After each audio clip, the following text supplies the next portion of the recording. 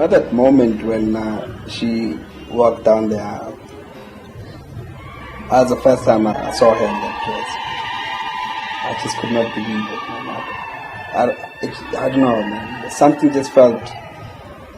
She looked like an angel. You know what I mean? And before I knew it, I was in tears.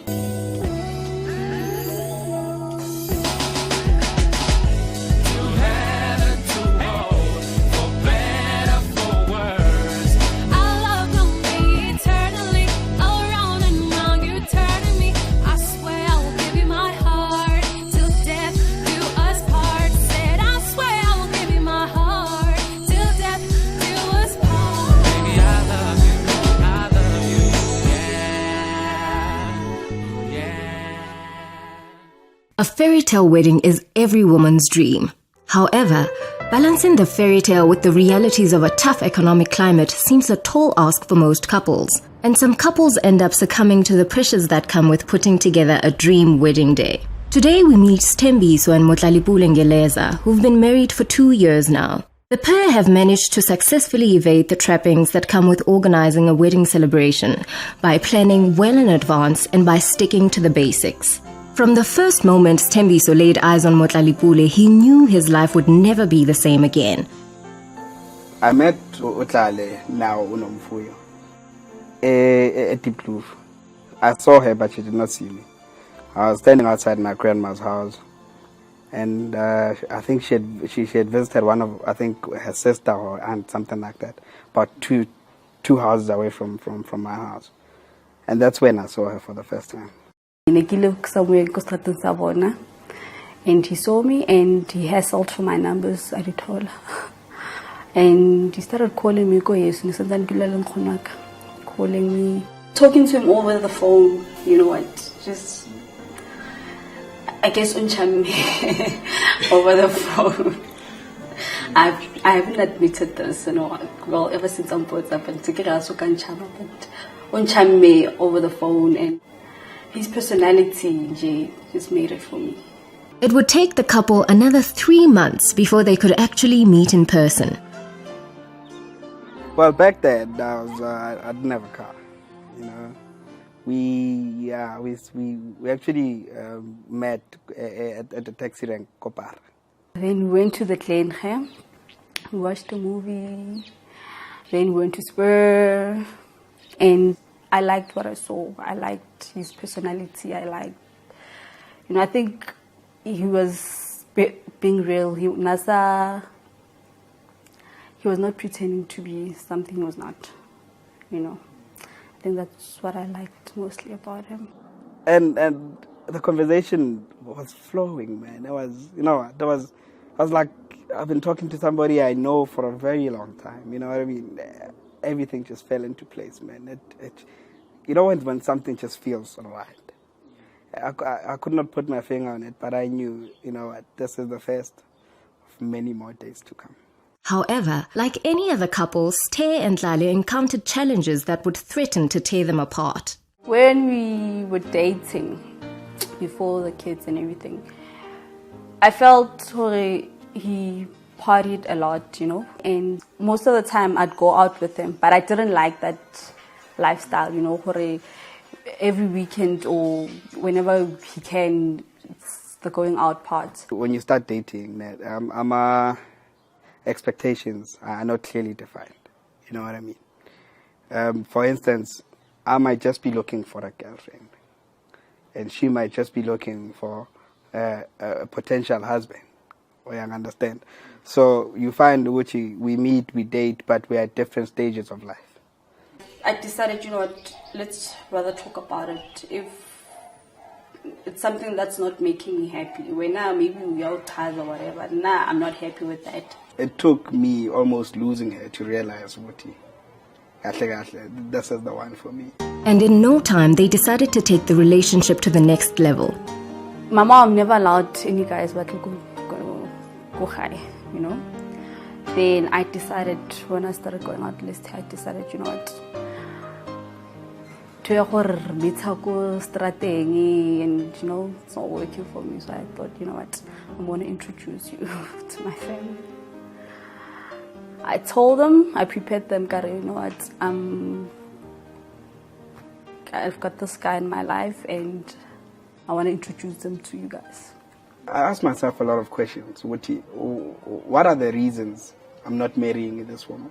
You know, what stops me from marrying this woman?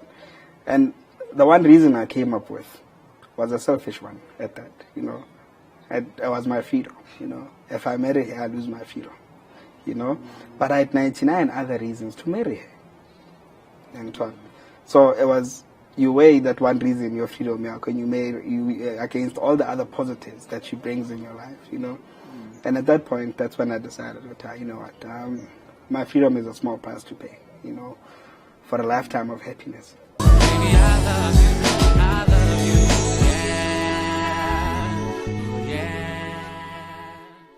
Year in and year out, couples are enticed by the latest trends in the wedding industry. It's all about finding the right reception venue, the perfect wedding dress, the rings, the photographer, and some couples end up succumbing to the pressures that come with putting together a dream wedding day.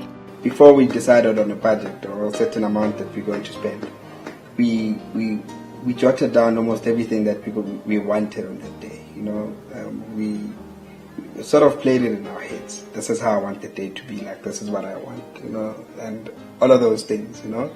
And we called around and we got quotations like crazy, you know. And I think from there you then figure out how much on average everything is going to cost you, you know. And based on that, you then are able to make your budget. You understand? It took us almost 2 years, eh? Almost. You know, saving up for Umshad. The setting at the reception was graceful. I did my own decor. I had to go to the venue early in the morning after I did my hair. I had to go do everything, do the setup, the centerpieces. I had to, you know, arrange everything. Obviously, I had help from my girls, but then everything was done by me. With just a few hours away from her dream wedding day, Motlalipula appeared calmer and more relaxed than your average bride. Smiling, joking and laughing about. With her retinue in tow made up of her 2 younger sisters and close friends, Tlale simply relished at those precious moments. Chic and elegant, Tlale's wedding dress was simply an exquisite extension of her personality and style. I wanted something simple and yet beautiful. Ne? So when I saw this dress, I was like, no, that would be perfect for me because it's not your average Cinderella dress. You know, then just on my curves. Stair looked every bit as dashing in a cream-white single-breasted suit. On tow were his best friends to help him through those nerve-wracking moments just before the ceremony.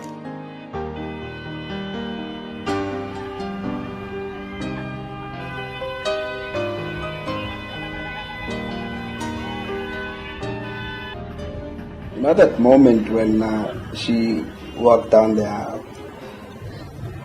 That was the first time I saw her in that dress. I just could not believe it, man. I don't know, man. Something just felt... She looked like an angel. You know what I mean? And before I knew it, I was in tears. You know, I was so emotional. You know, I was so overwhelmed with joy, you know, with love, you know. Finally, the day had come, you know. And as she was walking down the aisle, I just could not believe how lucky I am, you know, to be standing there waiting to receive her, you know. And in a couple of minutes' time, she will be officially my wife. You know, it was really unbelievable. I thank my lucky stars every night for that day.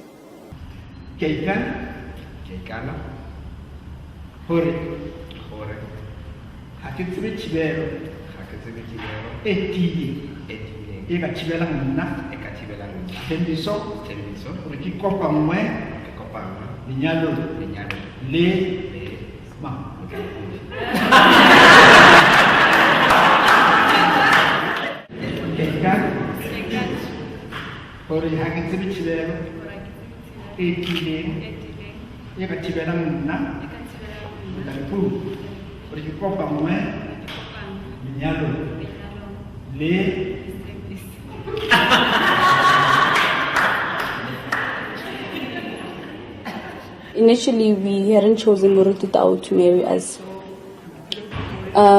We went to him for counseling before we got married, because we decided we needed counseling. Then, throughout the counseling, we decided, this man is very wise, and we didn't know he married your parents then. Yeah. Then we decided on him to marry us. We went there for marital counseling, but we got out of there with something much bigger than just getting to know each other and what marriage is all about. Our lives were transformed. Our spirituality was on another level. And it just made sense that at the end of it all, he should be the guy to take us through it.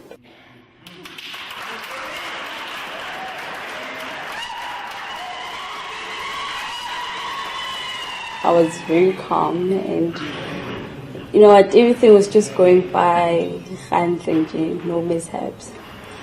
Then came the rains. I think that's when it dawned on me, this is really happening. I'm marrying my man. And that's when I was emotional, started tearing a bit.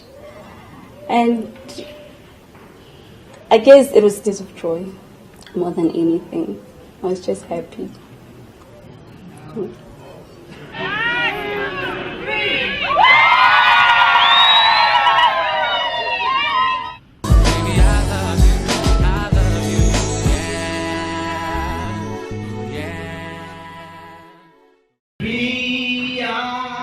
On our program 2Have&2Hold, we interact with a cross-section of young married couples on the delight of all things matrimony. The perfect wedding dress, the rings, the photographer, and that delectable cake, amongst a host of other essentials. Having a live band was probably the best decision I could have ever made. They made the atmosphere on the night. If it wasn't for that band, I don't think the atmosphere would have been the same. Seeing you crying when Bongos was singing that song, I just knew right there that this man really, really, really, really loves me, Or he's just a wimp. And that too. And our first dance, it was beautiful, dimming the lights, all the fairy lights there, And my baby crying for mommy when I was dancing with his grandfather. That was the cutest moment ever. Just shows up next Mama. To keep the fires burning for all eternity, or at least until death, it's often advised that couples spend as much time as possible discovering new things about each other and finding interesting hobbies or activities they can enjoy together. Stembiso and Motlalipule are two young professionals who both have to juggle work and family life. So how do they manage to constantly reconnect with one another? When we were dating, we used to do things together before kids. And now that we're married, I want us to still do that. Like having baths together, cooking together, doing such things together. They bring us more closer to each other. Like we exercise together. We try to exercise. Yeah, it's important for us to do that because I don't want us to grow apart. Sometimes it'll feel like go 15, maybe by the way. But I very Borana in a way, but I hope not. No, I think Lynn and I agree. We do a lot of things together, to try and spend quality time. And I think it's important to connect with each other on a daily basis, So while we jog almost every night after work, it's one of those things that we love doing that brings us even closer. We don't realize it, but it actually does.